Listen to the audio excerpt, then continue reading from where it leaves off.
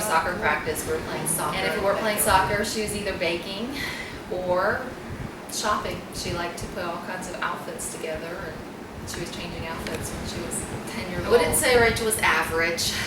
When she was 14, she was actually diagnosed with bipolar and obsessive compulsive disorder.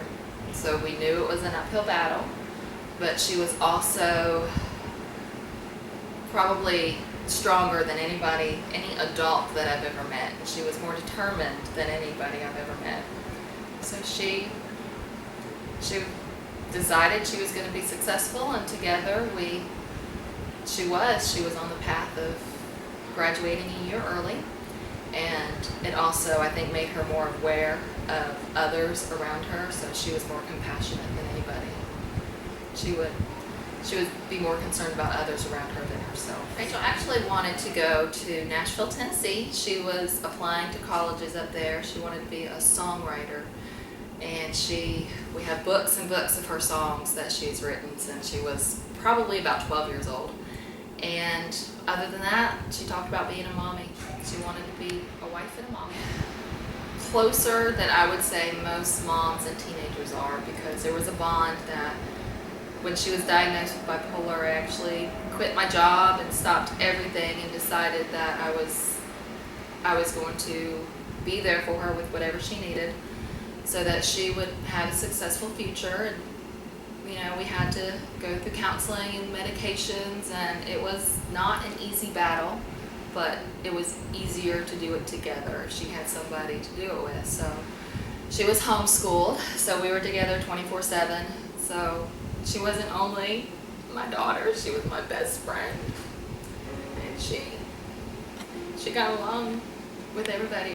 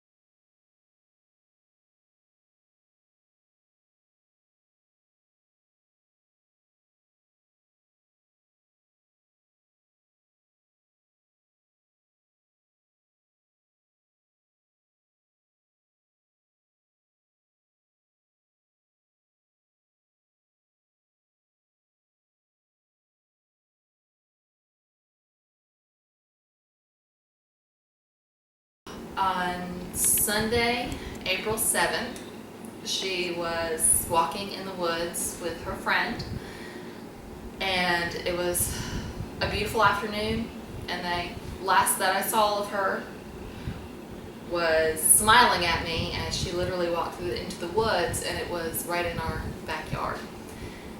And about 10 minutes later, her friend came back, and he literally collapsed in the yard and just said, "Rachel's dead."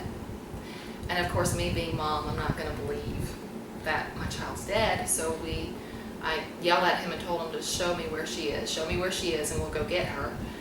And we did. We ran through the woods, and it was probably about 100 yards away from my house. And by the time I got there, a tree, I don't know how it fell, but it fell and landed right across her neck.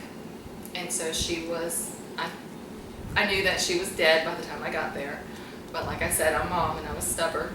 So we lifted the tree off of her and started to do chest compressions. And I was lucky enough to have my cell phone with me. So her friend had dialed 911 while I was doing chest compressions. And unfortunately, we were way back in the woods, so it took them a while to get there.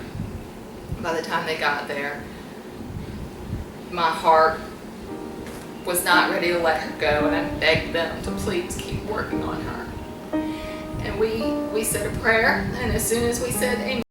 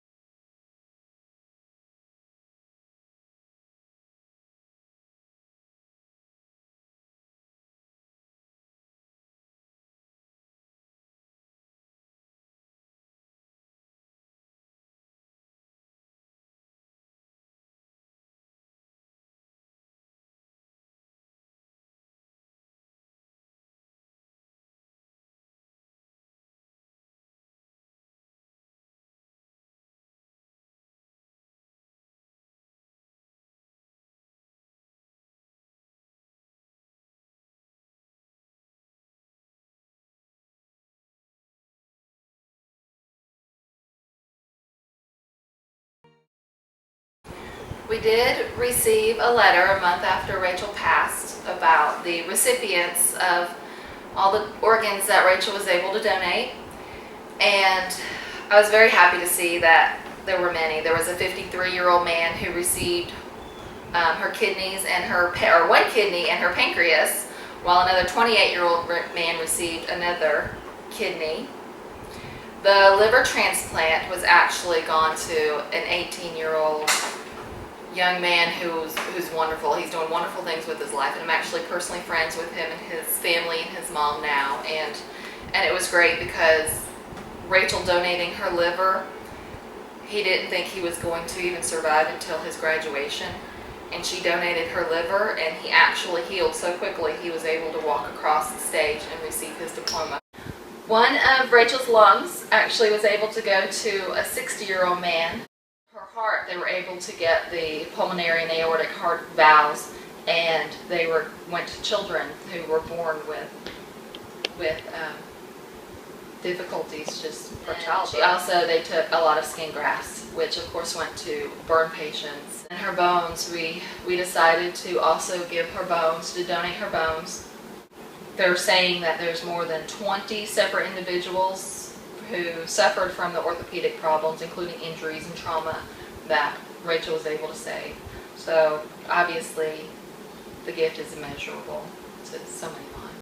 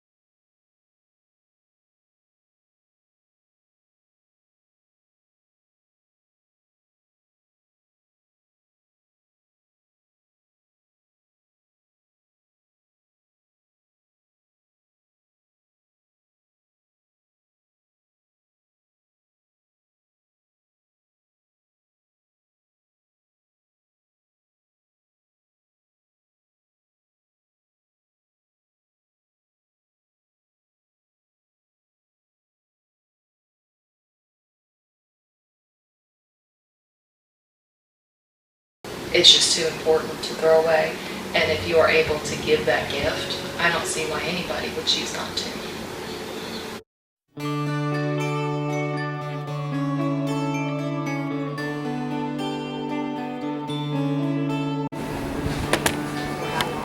How long do I have to be gone? It says she has 30 minutes of tape.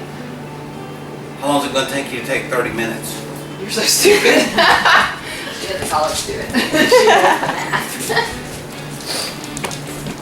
Because, like, you know, they're going to be like, take one, take two. Oh, I won't be able to come back it'll home. be fine. Huh? It'll be fine. We're just gonna roll it all through. whether my answer's good or bad. You got tissues and everything ready to go? I know, I thought I could do it without, but let me make sure. All right, Bobby, do you have anything to add to this? Is that your real hair? Yes. It's pretty. Do I have tissue on my eyelash?